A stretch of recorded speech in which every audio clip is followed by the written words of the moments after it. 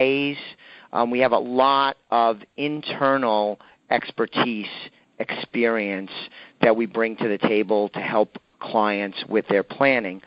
Additionally, externally, we have relationships with a variety of outside firms and consultants that we could draw on their vast amount of expertise and experience when we're working on planning for clients that we can go to as a resource. And much of this, Lindy, happens behind the scenes. Clients don't necessarily see that we're checking in with others to help carry out what we want to do for clients, to keep us knowledgeable, to keep us up to date, to find potential solutions for what clients are trying to do.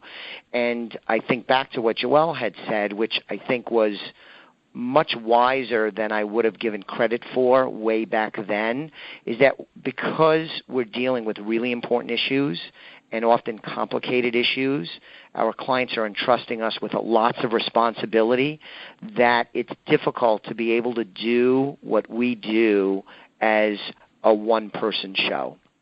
There's just too much. And so we have to rely on our internal resources here at Elliott Wealth, but we've cultivated lots of resources externally that we could also draw on. So when we meet with our clients, what the CFP designation means to me is that my personal expertise at 25 years in the industry and almost 15 years as a CFP, I could draw on a lot of technical expertise. I know a lot. But then I also have a great team right around me that I work with day in and day out, and that means a lot to me. And then the next layer, as I described, I have external partners, relationships, allies, friends, associates that I could also go to. And what the CFP means to me is that I am very well versed in my craft, but it also taught me that I need to work with and get information from others. And a good example of this, Lindy, is that over the years, we increasingly work with the CPAs of our clients. We work with their estate planning attorneys. For example, today on my schedule, I'm going to be meeting for the first time the CPA of one of our largest clients. And in speaking with my client is like, well, why are you going to see her? And the reason, and we're probably late in doing this, but the reason is that a lot of what we do for this particular client is financial planning, investment planning oriented, but it straddles tax issues. And for their right-hand person and their left-hand person to interact and have a relationship and have a rapport with one another, I think makes it that much more likely that we could help the client carry out their goals and objectives because we have an awareness of the other professionals that are part of that client's team. And so what I'd like to ask you next, Lindy, is how do you think, and I know we've talked about this some, but directly, how do you think having CFPs as part of the team and with what you're learning as a CFP, even though you're not a CFP yet, you do behave like a CFP. You're part of a culture that encompasses the CFP culture. So how do you think this helps us serve our clients? As you've seen other advisors in the practice work with clients, how do you think this all helps us serve our clients? Because that's really what's important. It's not important what I know. It's really important how I can help people. So could you touch on that, please? Yeah. So I think one of the biggest differences between a CFP professional and like a regular financial advisor is that we do touch on all of the areas that the education covers. Because most financial advisors are basically concerned with investments and making the sale.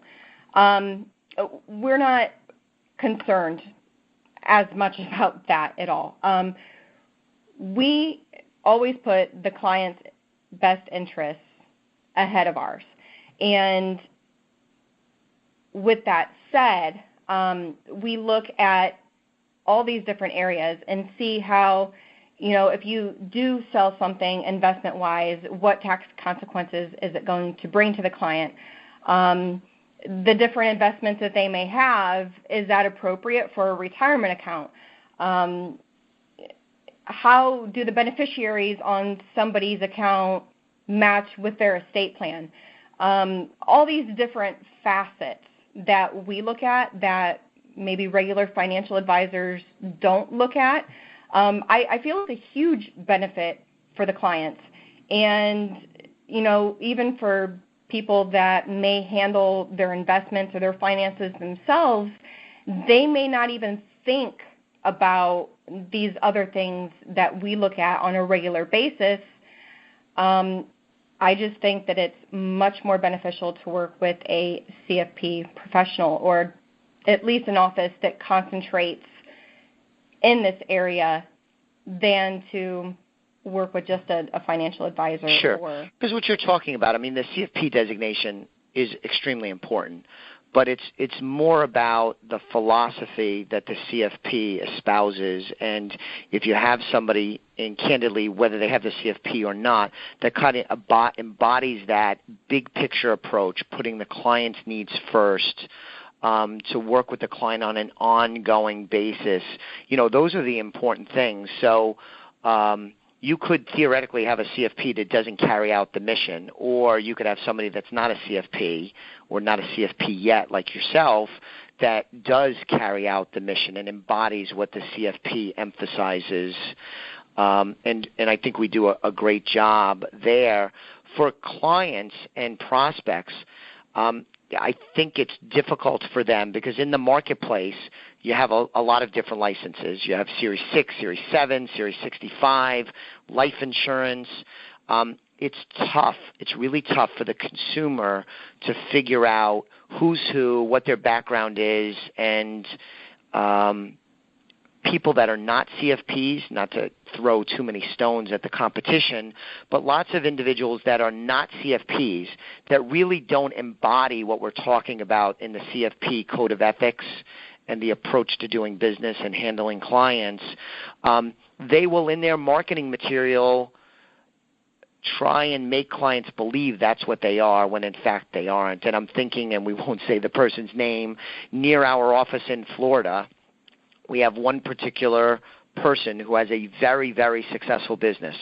And if you look at their marketing material, it appears like it comes out of the CFP playbook. But when you look closely, they do not have the CFP designation. They do not have their securities licenses, meaning that they're not legitimately able to give opinions on stocks, mutual funds, bonds, 401ks, and the like. But their material, their PR is so good that you really have to have a careful eye to be able to tell the difference. Great marketing, but they really can't do much of what we're able to do for clients in terms of their licenses and regulations. But what I wanted to point out, Lindy, is that if you read anything or you go on the Internet and you do anything searching for how to select a financial advisor, how to select a financial advisory firm, almost always the recommendation will be is to find someone that has a clean compliance record, which we do here at Elliott Wealth Management. This is something that's a public record, kind of like when you were in school, you have your permanent record. But the other top item that they'll suggest is that clients find an advisor that has additional credentials, that has a prideful designation. And the CFP designation is the number one option. It is the proudest designation. It's very highly regarded. There's only, Lindy, I don't know if you know this, there's only about 77,000 CFPs nationwide. There are way more, I don't know what the number is, there's way more licensed insurance people, licensed people that could sell mutual funds, stocks, and bonds, but there's very few CFPs. I would dare to say that it's an elite group, but that might be patting myself on the back too much. But it really is a special group. In the state of Connecticut, where our home office is, there's only 1,300 CFPs in all of Connecticut. in the state of Florida, which of course is a bigger state by population, and there's a ton of people selling and marketing insurance, mutual funds, investments, annuities, and the like. There's only about 5,000 CFPs in the state of Florida. So it is a special designation because it's so hard to get, because it's so hard to qualify for, and quite frankly, it's also hard to keep because we have to adhere to the Board of Standards and their code of ethics. There's not a lot of us out there, but if clients and prospects are looking for a shortcut to try and select someone to deal with, searching for somebody or a firm that has CFPs and embodies what the CFP mantra is, that they're probably going down the right path, and that's how we hold ourselves out at LA Wealth Management. We are CFPs. We carry ourselves as CFPs. It's important that we take a big picture approach when we're dealing with clients, that we put the needs of the clients first, and that we build an ongoing business relationship with the client as well as their other professionals so that we can have a good plan that is put in place today but is monitored and can evolve and change over time as needed, so we increase the chances that we help our clients achieve their goals. And quite candidly, if we can do that, if we could have that kind of client relationship, it's very fulfilling for us because we want to help people, but it also helps our business be successful so that we can bring revenue into our business, that we could sustain ourselves, and so it's a win-win for both the client and us here at Elliott Wealth Management. I agree with you, and I also want to point out that not only does it help, I want to go a little bit deeper in how it helps, because I also think that the CFP designation and having more CFPs in the area and sort of maybe just getting that out there, I believe it also helps our community. The more people know and know how to handle their finances, maybe they can give personal advice to somebody that they know, and increasing the knowledge to everybody in your community. It's very important. It's something that I'm sort of passionate about because when I was growing up, these things were not discussed, and people made really poor decisions with their finances. So just having that in your community and getting that knowledge out, I think, is a huge benefit. I agree. That's a great point. As we wrap up, Lindy, one statistic that I wanted to get your opinion on, and I wanted to give a few thoughts on as well, is when you look at CFP statistics, I mentioned several already, but the vast majority of CFPs are males. 77% of CFP holders right now are male. Only 23% are female.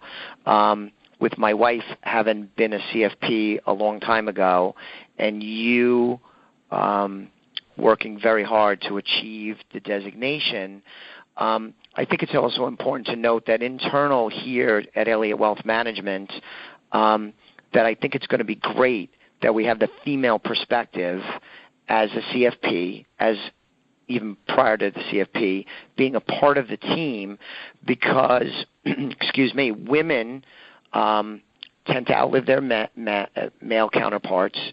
So often women need help when they're alone.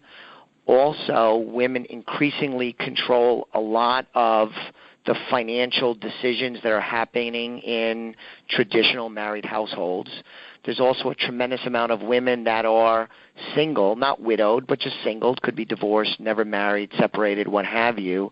So having the female perspective, having a trained, before I get your opinion, I'm going to give mine, Lindy, is having trained people as part of the team with a deep amount of technical expertise, good professionals around them internally and externally. Having that female perspective, I think, is something that Elliott Wealth ought to be proud of, and we ought to use to our advantage because it is really beneficial to clients that there's a trained, qualified,